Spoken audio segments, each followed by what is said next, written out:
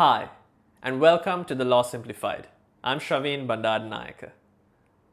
Over the past several years, I've had the opportunity of teaching and guiding students from all around the world who've gone on to achieve second upper and first class law degrees.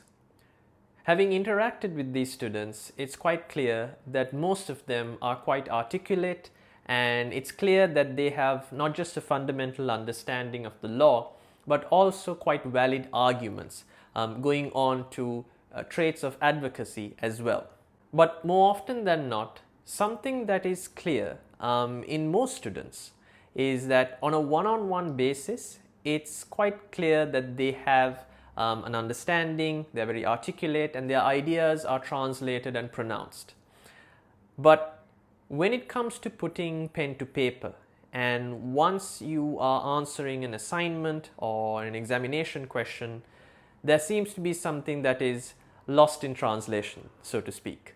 The personality and the person that an individual is on a one-on-one basis rarely transcends into that of the written word.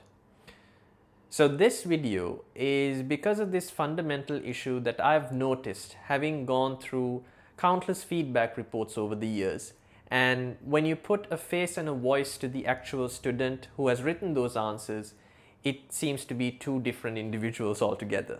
One way in which you need to essentially create a mindset for yourself when answering problem-based or essay-based questions in terms of an examination or attempting assignment submissions is to position yourself as well as think of yourself as a stage dramatist. What do I mean by this? If you take two different actors, one type that is a movie star, let's say, someone who's acting in film, versus someone who acts predominantly on stage. When it comes to the film star, when it comes to the actor that portrays characters on film, you'll notice that his emotions, the way in which he articulates his character, the way in which he interprets and pronounces whatever that he has to say, there's much more subtlety involved. He has the option of the director or the cinematographer punching into a medium close-up or an extreme close-up at that when necessary to showcase the emotion, the slight eye twitches here and there in communicating his message. Being blown up on a huge cinema makes it much more easy for an audience to ascertain not just what he's saying, but what he's communicating non-verbally as well.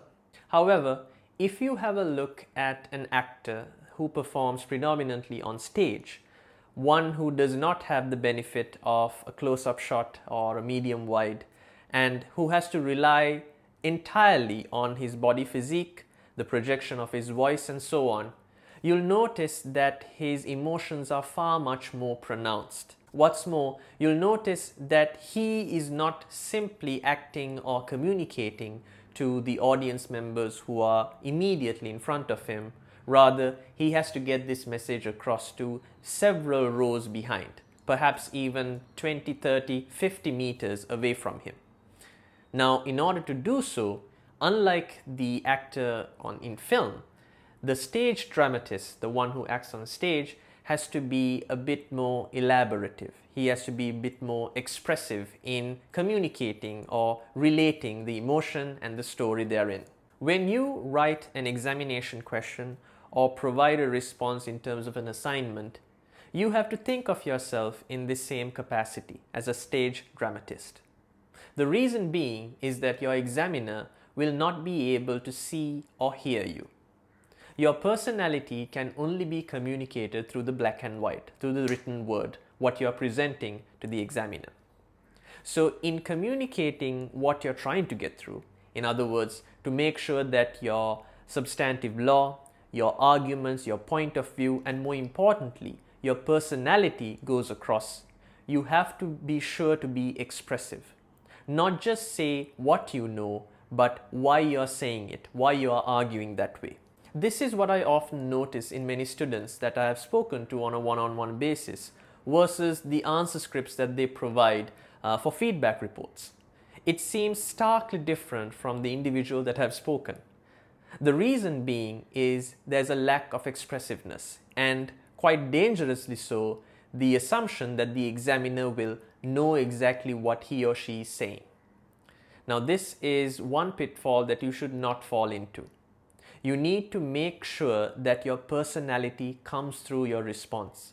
Your examiner does not have the benefit of having spoken to you, having seen you, or have any experience whatsoever of determining who you are as a person. He or she can only rely on the words that you've written. Right.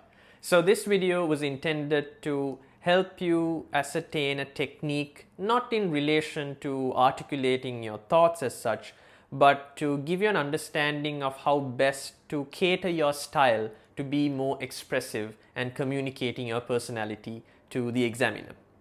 I've launched a brand new series of workshops where we go through not just a substantive law, but tips and techniques in relation to each individual subject as well, coming into the assignment as well as examination seasons.